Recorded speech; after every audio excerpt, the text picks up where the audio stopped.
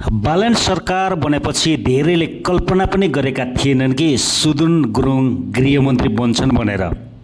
तर उनी नियुक्त भए र 3 दिनमै देशभर चर्चा हुन सुरु भयो सुदन गुरुङको। ठमेलको डिजेबाट करियर सुरुवात गरेका सुदन गुरुङ यति बेला गृहमन्त्री मात्रै भएका छैनन्, उनलाई भारतीय सिनेमाका हिरोसँग तुलना गर्न थालिएको छ र आलोचना गर्न पनि थालिएको छ।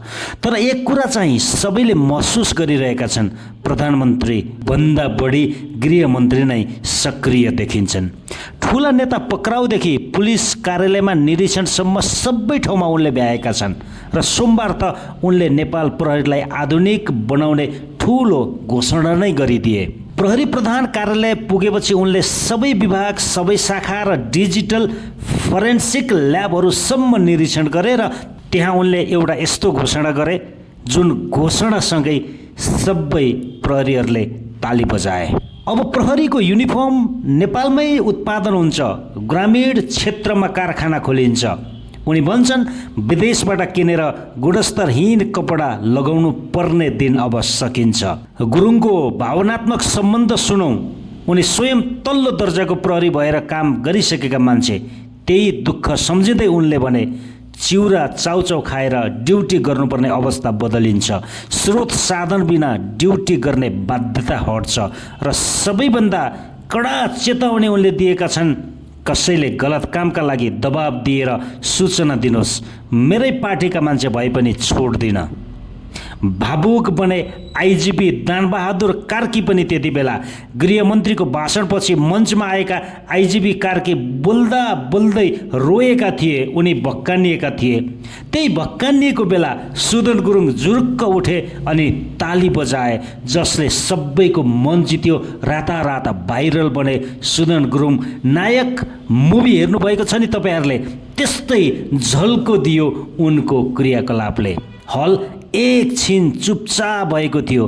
त्यसपछि गृहमन्त्री उभिए र सबैलाई उठाएर ताली बजाउन पनि लगाए, आइजिपीका लागि समर्थन गर्न लगाए। यो दृश्य साँच्चीकै एकदम भावुक थियो।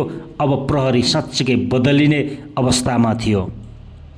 तर समस्या कहाँ छ भने प्रहरीको समस्या केवल कपडा र जुत्तासँग तुलना गरिएको होइन, यो सिस्टम हो। खरिद प्रक्रियामा कमिसनको खेल छ, गुणस्तर नदेखेर पैसा हेर्ने चलन छ, हाकिम र जवान बीचको ठुलो सुविधा अन्तर छ, पारदर्शिताको अभाव छ, राजनीतिक हस्तक्षेप छ। जवानले लगाउने कपडा 1 महिनामै खुइलिन्छ, जुत्ता टिक्दैन, खाना बस्न एकदमै धौधौ छ, कठिन छ। तर कागजमा सबै मापदण्ड अनुसार नै देखिन्छ, तर व्यवहारिक रूपमा लागू भएको देखिँदैन। गृहमन्त्रीको नयाँ भिजन र कार्यान्वयन के होला, अलिकति छलफल गरौँ। प्रहरीलाई हस्तक्षेप मुक्त राखिनेछ र उनले केही बाचा पनि गरेका छन्। सबै ठेक्का खुल्ला र पारदर्शी गरिने, बाह्य निकायले खरिद अनुगमन गर्ने, जवान केन्द्रित नीति ल्याउने, सुविधा सुरक्षा र मनोबलमा सुधार गरिने, स्माइल विथ सर्भिसको अवधारणालाई अगाडि बढाउने, गलत गर्ने जो कोहीलाई पनि कारबाही गरिने। यो सबै लागू भयो भने नेपाल प्रहरी इतिहासमै पहिलोपटक आधुनिक बन्नेछ। नेपालमा हरेक गृहमन्त्रीले सुधार गर्ने भनेका छन्, तर फिल्डमा जवानको अवस्था उस्ता उस्तै छ, कमिसन उही छ, राजनीतिक दबाब उही छ। यसको फरक होला त? त्यो हेर्न भने बाँकी नै छ। गृहमन्त्री सुदन गुरुङको सक्रियता, आइजिपीको भावुकता र प्रहरीको आशा सबै एकै ठाउँमा खेपिएको छ, एकै ठाउँमा पोखिएको छ। अबको बजेटमै थाहा हुन्छ नेपाल प्रहरी आधुनिक बन्छ कि फेरि भाषणमै सीमित हुन्छ भनेर। समय बित्दै जाला, सरकार फेरिँदै जाला, तर एउटा प्रश्न रहनेछ, प्रहरीको सुधार कागजमै हुन्छ कि फिल्डमा? जवाफ समयले दिनेछ। तर हामीले भने प्रश्न सोधिरहनुपर्छ, गलत गर्नेका विरुद्ध आवाज उठाइरहनुपर्छ।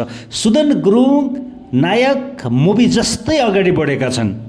केही चेन्जेसहरू पक्कै पनि भएका छन्, तर त्यो क्षणिक नहोस्। शुभकामना सुदन गुरुङलाई।